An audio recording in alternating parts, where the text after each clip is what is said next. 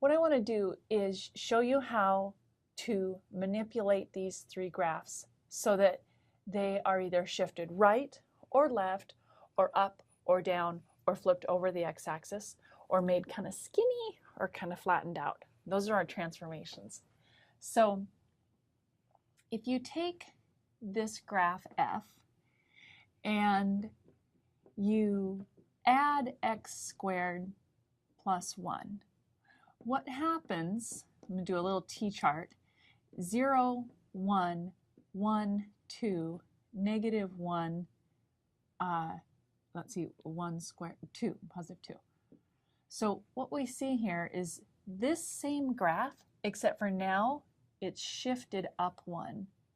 So the transformation up or down is done simply by adding or subtracting right here. See, that plus 1 pulled that whole graph up. So let's real quick look at what if g of x, and then what if I done minus 2? So the t-chart would have this effect on it. 0 minus 2, 1 minus 1, negative 1 minus 1. And what you would have is this. See, that was a transformation down 2. And I could show you that one, but it's about the same. So here, let's put our transformations right here. Is I take a function and I want to shift it up or down. We're going to say h of x plus some constant k, where k positive is up and negative k is down. That's a little bit on the edge there, but hopefully you can still see it. So transformation of a graph that goes left to right. Square root of x, and this time I'm going to put the addition or subtraction inside of the function. So see, if it were inside of this one, would be before you square it. Inside of this one would be before you do the absolute value. Inside of the square root. What does this do to our t-chart? Plug in 0, and then what happens? I can't take the negative of a real, I can't get a real number output out of the square root of a negative. So that doesn't even work. Now my lower bound is 1. Square root of 1 is square root of 1 minus 1 is 0. Square root of 0 is 0. Let's do square root of 2. 2 minus 1 is 1. Square root of 1. Okay, now what this did is it shifted it to the right.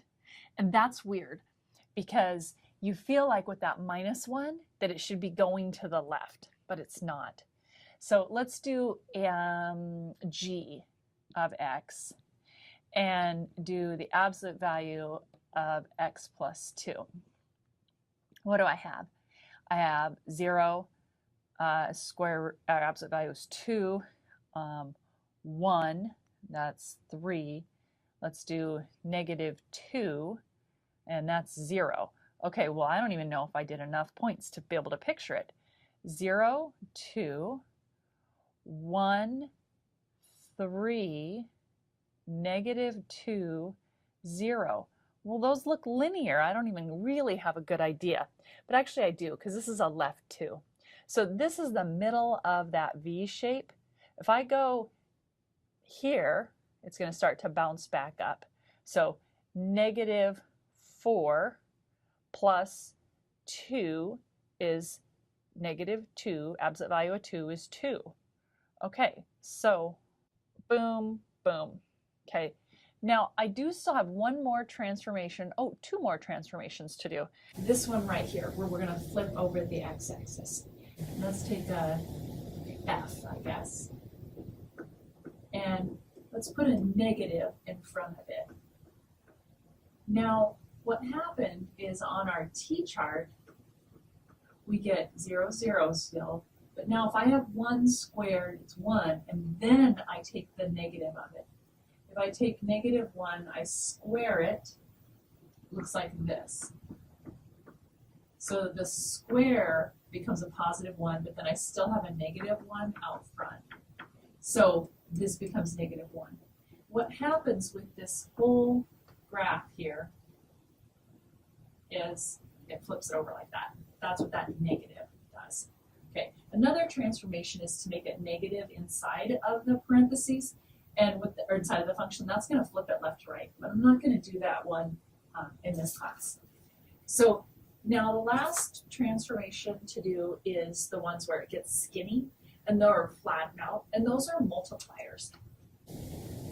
This is a multiplier, and this multiplier, what it's going to do is it's either going to make this graph either skinny or flat. Okay, it doesn't move it left, right, up, down. Those actions are done here. But what it's going to do is this multiplier does one of these, and if you're not sure which one, which I'm never sure, to be honest, I just make a t-chart. I plug in 0, I still get out 0. I plug in 1, I get out 3. I plug in -1, and I get out 3. So the multiplier 1, 3, -1, 3. So the 3 multiplied it, it made it grow faster. If it had a, let's look at actually h, and this time do a square root that's a fraction in front. What that's going to do is it's going to soften it. It's going to kind of hang down a little bit lower. So here, if I plug in 0, I stick it out 0. 1, I'm going to get out 1/2. Let's see, 4, square root of 4 is 2. 2 times 1/2 is 1. So what I have here is I go 1 over, and I'm just a half up. I go 4 over, and now I'm just 2 up.